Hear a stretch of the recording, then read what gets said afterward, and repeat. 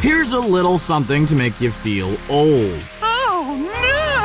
Family Guy premiered almost 20 years ago, in 1999. Over 300 episodes later, the show has amassed one of the most dedicated fan bases out there, who love to come up with some pretty crazy theories about the show. From the depths of Reddit, fueled by creativity, imagination, and probably Red Bull, these fan theories might change the way you see Family Guy forever. Enjoy this trip into parts of the Family Guy universe that you never knew existed. And don't forget to hit the red subscribe button to stay up to date with all of our exciting Screen Rant videos. Sir, you're not allowed to be on the carousel. Well, and maybe you shouldn't have named it such a fun word. Brian has been writing the show all along. Since the show's conception, fans have theorized that Brian is the real voice of Seth McFarlane. They share the same political and religious beliefs, attitude, opinions about the world, and McFarlane doesn't even change his natural voice to play the character. But some have taken it even further, to wonder if Brian himself has actually been writing the show since the very beginning. Fans have gathered from across the internet to proclaim that Brian is the mastermind behind the Griffin family, and they have some pretty good ideas to back up their claims. For one, it would explain why Brian seems to be the only animal in the Family Guy universe that can talk, hold down a job, and date a stream of beautiful women without question. It also accounts for the fact that every other character's personality is exaggerated, and why the residents of Quahog are, well, not the brightest bulbs in the box. Brian is clearly the smartest of the bunch, and it makes sense that he would write himself that way. To justify their theory even further, fans speculate that this accounts for the high energy of the show and the way it jumps around with its endless cutaways and many storylines. Brian is still a dog, and he has the attention span to match. Brian, you really should. The world is small and safe when I do this. Seth MacFarlane is in love with Alex Borstein. This one might be a bit of a stretch. Countless theories exist that speculate that Seth MacFarlane, Family Guy creator and voice of Peter, Quagmire, Brian, and Stewie, has long been in love with Alex Borstein, the voice of Lois, Loretta Brown, Cleveland's first wife, and Trisha Takanawa. They say because Borstein is married in real life, MacFarlane is acting out his feelings toward her through his characters. Peter is married to Lois, Quagmire has long lusted after his redheaded neighbor, and has had affairs with both Loretta and Trish Takanawa. Brian has been shown to be secretly in love with Lois, but hiding it from the family in order to continue to live with them. And Stewie, well, it's not too difficult to see Stewie has had a bit of an Oedipus complex going on. Stewie's early fascination with killing Lois can be pretty easily linked to the idea that he is jealous of Peter and wants to keep his mother all to himself, if you use your imagination a little. Fans imagine that MacFarlane has been encouraging his team of writers to continue to romantically entangle their respective characters together in order to keep getting to live out his fantasy in the recording booth. You gonna fart in this airtight booth all night? It wasn't me. We're the only two people in here. Stewie's modeling career. Year after year, the question on every Family Guy viewer's mind is, how does Peter manage to afford all of his crazy hijinks? Buying and crashing a helicopter designed to look like your own head into your best friend's house isn't cheap, and we hope you at least help to pay for some of the renovations afterward. Well, this fan theory has the answer, sort of. Family Guy enthusiasts have decided that Stewie has been a very successful child model since Season 2, and Peter uses Stewie's earnings to make his dreams come true. In the 11th episode of Season 2, Stewie lands a campaign for Calvin Klein, and while it never is addressed again, fans believe that his career took off from there, turning Stewie into a baby supermodel on the side. They gather that because Peter is famous for being irresponsible and impulsive, he spends the money on whatever he pleases rather than saving for Stewie's future. This idea also explains why Peter rarely seems to go to work and how the family never suffers because of it, though this problem is not Family Guy specific. In fact, they share it with pretty much every sitcom. How did the people on Friends live in that giant apartment? And what exactly did anyone on How I Met Your Mother do for a living? We digress. You should see the way I have to pick up chicks. Hi.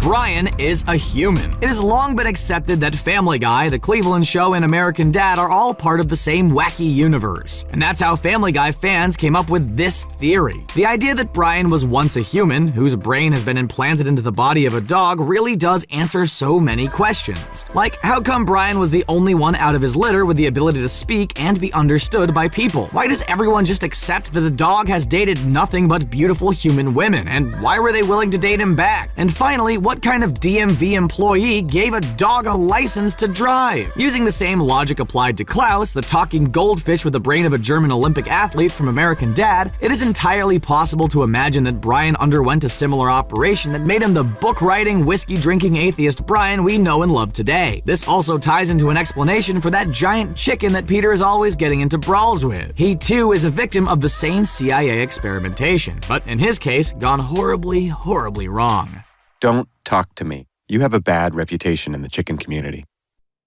Stewie Griffin, The Untold Story, and 9/11? This theory is a bit of a doozy. If there's anything that the internet loves to speculate about, it's the events of 9/11. Though tying them into Family Guy isn't something that many of us would have expected. The story behind this theory is actually pretty amazing. Seth McFarlane was scheduled to be on one of the planes that were hijacked that day, but because of a hangover, he missed it by 10 minutes, making that morning the only time in history that someone has ever been grateful for a hangover. In the Family Guy movie, Stewie Griffin, The Untold Story, Stewie is almost killed when he blows up a lifeguard tower and finds himself changed by the near-death experience. He later encounters his future self, who is not the man he had hoped to become, all because of the incident with the lifeguard tower. This causes Stewie to go back in time to prevent the explosion from ever taking place. Some have wondered if this is McFarlane's way of reconciling his feelings about that day, especially when Stewie says the very on-the-nose sounding line, "Yes, I did it! I stopped the tower from falling!" This has never been confirmed by McFarlane himself, so I guess the internet will have to keep doing what it does best, speculating. And thank God their follow-up attack on St. Louis was a bust. We missed!